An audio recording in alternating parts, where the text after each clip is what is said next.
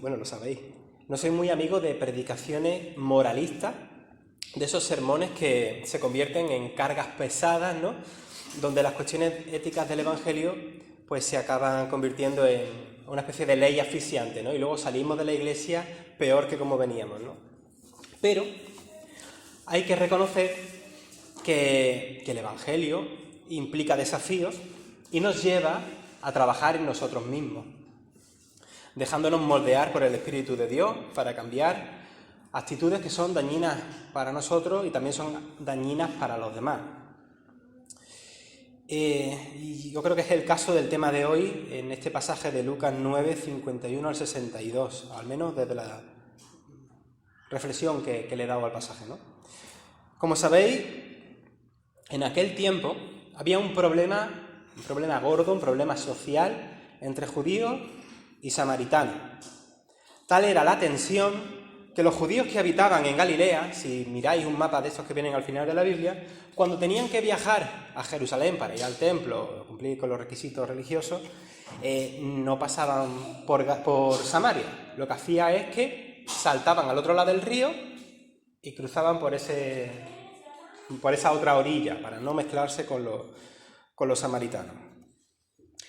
Aquí tenemos un contexto de rechazo a otras personas a las que se les consideraba directamente eran un pueblo impuro. Los samaritanos eran impuros por varios motivos. Uno, tipo racial, digamos, porque eran un pueblo mezclado, eran mixtos, ¿no? Eran mestizos. Y otro de tipo religioso también, especialmente este, porque la fe que se practicaba allí en Samaria pues era un poco distinta a la que tenían los judíos. Una vez escuché, una comparación que planteaba así, ¿no? Dice, imaginaos que los aficionados del Málaga son tan radicales como para no ir a Sevilla, ¿no? Ni siquiera visitar la ciudad y ni siquiera cruzar por ella para ir a otro sitio. Yo lo veo más fuerte. Este ejemplo está bien, pero yo lo veo más como la actitud que tenemos muchas veces nosotros de sospecha y rechazo, nosotros, digamos, la sociedad española, a veces con algunos, con los marroquíes mismos, que están allá nuestros vecinos, ¿no? A veces se tiene esa actitud. Y entonces, a lo mejor esto nos sirve un poco para iluminar el pasaje, ¿no? Además, los estudios sociológicos del Mediterráneo del siglo I, y especialmente en este mismo contexto en el que estamos viendo, muestran que tú eres de una zona, tú eres un judío por ejemplo, de Galilea, y venía otro judío que era de Judea. Tú a ese forastero, aun siendo judío como tú lo veías con cierta sospecha y no es que fuera tu enemigo, pero ahí había un principio que podía ser casi tu enemigo. Y si era ya una persona extranjera y pagana, entonces ya directamente esa sospecha se levantaba ya al plano de enemistad, ¿vale? Y lo mismo pasa con los samaritanos, ¿no? Y a pesar de la tensión y el conflicto, el texto de hoy dice que Jesús mandó delante de él, es decir, Jesús iba a ir por ese mismo camino, manda a unos mensajeros por la tierra de Samaria. El proyecto humanizador de Jesús no entiende de prejuicios ni raciales, ni religiosos, ni nacionalistas, no va por esa línea, no los tiene en cuenta. Como leímos hace poco en el libro de los Hechos, su evangelio sería proclamado por sus discípulos en toda Judea, en Samaria y hasta los confines de la tierra. Para los cristianos, para los seguidores de Jesús, no debería de haber rivalidades, rechazos ni prejuicios hacia otras personas. En el capítulo 10 de Hechos se nos dice así: pero Dios me ha hecho comprender que a nadie debo considerar profano e impuro, que es como los judíos consideraban tanto a los gentiles como a los samaritanos, y no hablemos también de los leprosos y todo esto, puesto que Dios no hace acepción de personas. Esto lo encontramos en el capítulo 10 de Hechos. Decidme, ¿quiénes son aquellos a los que por desgracia muchos de los cristianos de hoy consideramos profanos e impuros. Yo no he visto a nadie más apresurado e incluso endiosado, creyéndose con la capacidad de juzgar a otras personas, que gente evangélica, por desgracia. Los que defendemos haber recibido una gracia inmerecida, en vez de aprender de que es así precisamente como tenemos que tratar a los demás, nos otorgamos una superioridad moral para juzgarle y, por supuesto, para condenarle. Esto es muy serio. Leemos muchos textos sobre lo hipócritas que eran los fariseos, pero no somos capaces de vernos reflejados en el papel de esos mismos personajes, para así moldear nuestra vida y trabajarla, para quitar la hipocresía, desarraigarla de nosotros mismos. Bueno, en el texto Jesús envía a esos mensajeros para que vayan haciendo los preparativos en una ciudad de Samaria. A ellos posiblemente les había resultado súper incómodo el tener que ir allí. Les habría costado tragarse sus propios prejuicios para ir a aquella ciudad. Y encima, como el odio alimenta el odio, y luego el odio trae otra reacción más de odio, ¿verdad? Esto es la pescadilla que se muerde la cola. Dice que en aquella ciudad no les recibieron porque se habían dado cuenta de que no eran de ellos. Su aspecto era de los que iban a Jerusalén, al templo de Jerusalén. Es decir, habían notado que no eran samaritanos. Los samaritanos rendían culto en el monte Garizim, que es donde un poquito antes del tiempo de Jesús había habido allí otro templo que rivalizaba con el templo de Jerusalén, porque es que los judíos no le habían dejado que participasen del mismo templo de Jerusalén. Y entonces, aunque ya el templo ese del monte estaba destruido, pues se habían dado cuenta de que esta comitiva no era de los que iban como ellos al monte, sino que iban a Jerusalén, al templo. Se habían dado cuenta. Aquí tenemos un conflicto muy amplio, ¿no? Pero la cuestión religiosa está presente, igual que hoy en día. No solo mantenemos tensiones, nosotros, no hay que mirar a otros, nosotros no solamente tenemos tensiones con gente de otras religiones, sino que para colmo hay sospecha, hay rechazo entre las corrientes cristianas, ¿no? Hasta puntos de rechazo a nivel humano. Y yo soy el primero con prejuicio. Podemos discrepar de doctrinas que consideramos que son erróneas, tenemos libertad para ello, pero cuidado con despreciar a aquellas personas que las practican. El rechazo entre ambos pueblos era mutuo. Dice el texto que viendo Jacobo y Juan el rechazo que los samaritanos habían tenido con esa avanzadilla del grupo de Jesús, propusieron al Señor que les mandase fuego del cielo para fulminarles. En otros manuscritos dice, como Elías, porque hay un pasaje de Elías que hace esto. Que les mandase fuego del cielo. ¡Ostras! Cuando nos hierve la sangre, qué apresurados somos para devolver mal por mal. A lo mejor no se nos ocurre matar a nadie, o no se nos ocurre odiar a alguien hasta la muerte, ¿no? Desde el punto de desearle la muerte. Pero es muy sugerente, ¿no?, que en 1 de Juan 3:15 diga que todo el que aborrece a su hermano ya es homicida. El desprecio al otro es una grave distorsión del proyecto del reino de Dios. Un proyecto que persigue una fraternidad global entre los seres humanos y que, como hemos dicho muchas veces, se empieza a vivir en el aquí y en el ahora. En alguna ocasión he visto cómo se usa ese texto de Elías, el fuego del cielo, para justificar la ira contra otros hermanos. Y la verdad es que eso lo he visto muy recientemente, y con alguien, no desde aquí, pero sí que ha salpicado a alguien de la iglesia.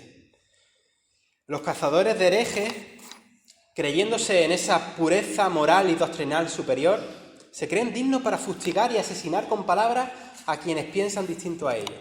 El Señor nos libre de hacer esto. Precisamente los propios discípulos de Jesús dijeron igual, ¿no? ¿Quieres que mandemos que descienda fuego del cielo? Y como añade esa coletilla que digo que aparece en algunos manuscritos, como hizo Elías. Pero Jesús, mayor que Elías, y en contra de la interpretación del texto de Segunda de Reyes 1, 9, 16 que los discípulos estaban haciendo, les reprende.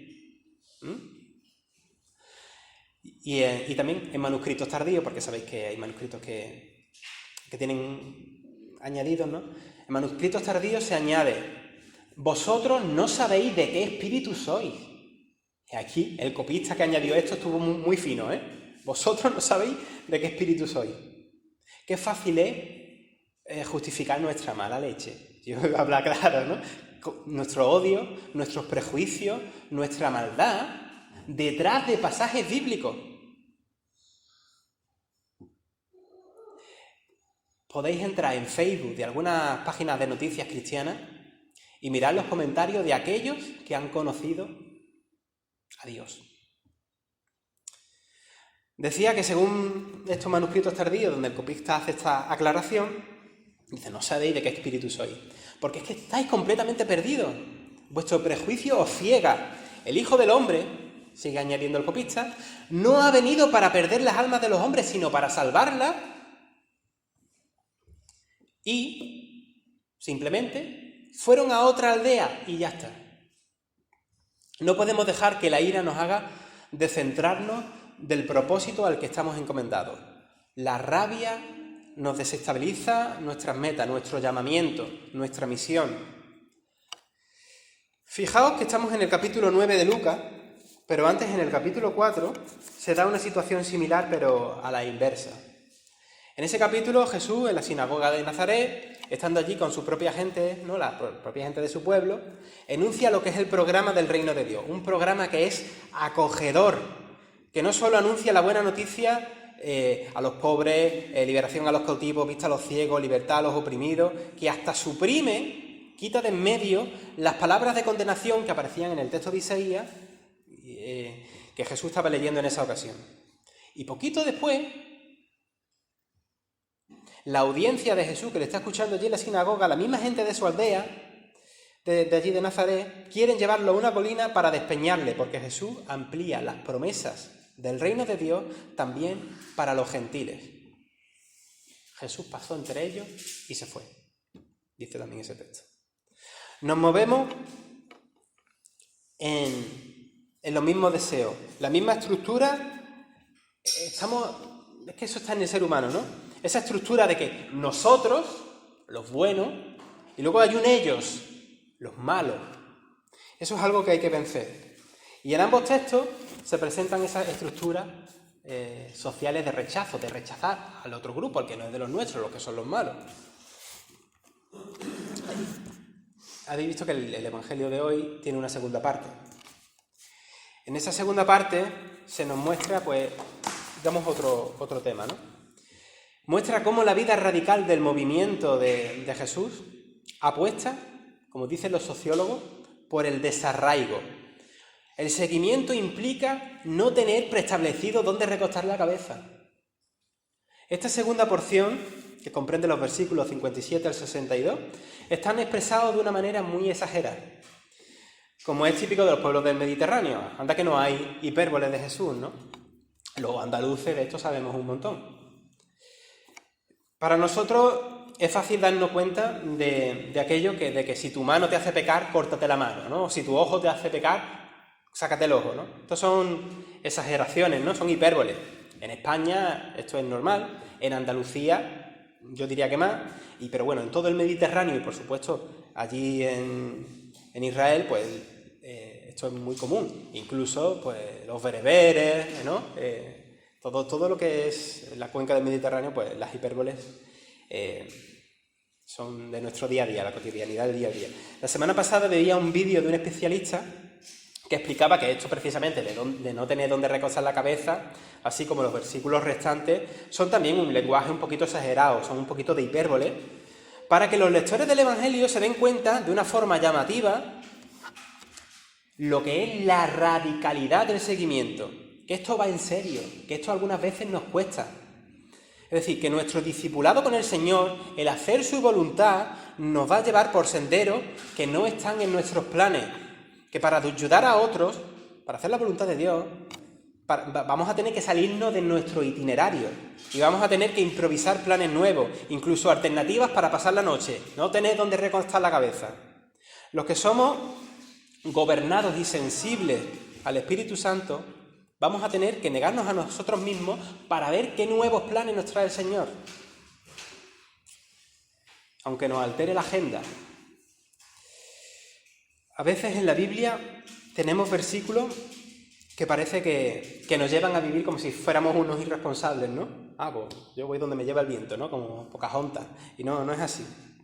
Como si no fuésemos previsores. Pero, al contrario, también encontramos bastantes versículos que dicen lo contrario, ¿no? De que hay que ser precisamente previsores, como el pasaje de las vírgenes, y hay muchos más, ¿no?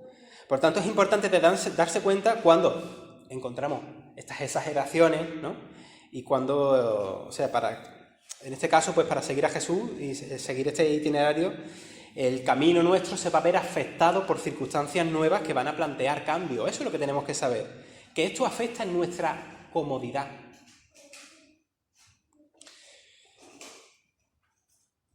El radicalismo del seguimiento a Jesús nos debe mantener en la prioridad, como dice el versículo 60, de anunciar el reino de Dios. Esa es nuestra prioridad de vida. El seguimiento no tiene vuelta atrás. Quien mire para atrás, quien mire para sí mismo, no es apto para el reino. Una vez puesta la mano en el arado, no hay vuelta atrás. Pero esto no es un tormento, que muchas veces se plantea, ¿no?, como un tormento. Tomar el arado del Señor, eso es una delicia para nosotros, que lo hemos saboreado. Es una delicia. El seguimiento puede ser duro, y también lo sabemos, sino que se lo digan a los mártires, ¿no? Sin embargo, merece la pena caminar con Jesús. Los que hemos degustado eso lo sabemos. Merece la pena cumplir la voluntad del Padre y vivir en el Espíritu. Esta mañana hemos visto que el proyecto del reinado de Dios no entiende de fronteras. En el relato de la sinagoga de Lucas 4, vimos un Jesús inclusivo hacia los paganos, lo que le llevó el odio, eso le llevó al odio mismo de la gente que le estaba escuchando, el odio de la gente de su propia tierra, de los que le habían visto crecer. En el texto de hoy, Jesús tampoco pone muros donald trumpianos a los samaritanos, porque el Evangelio también es para ellos. No seamos nosotros los que acotemos y pongamos límite a un proyecto de amor para todo el género humano.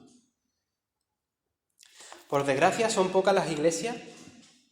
Bueno, a veces, ¿qué nos puede pasar a nosotros también? Siempre que podemos practicar el antirreino, ¿verdad? Y ser exclusivistas y el aceptar solamente a las personas que nos parezcan los más santos, los más dignos según nuestros esquemas morales. Tenemos que tener cuidado, ¿eh? También hemos visto que los discípulos de Jesús, aunque llegan a Samaria y allí no le hacen caso, la reacción no debe ser desearle el mal, el homicidio del corazón.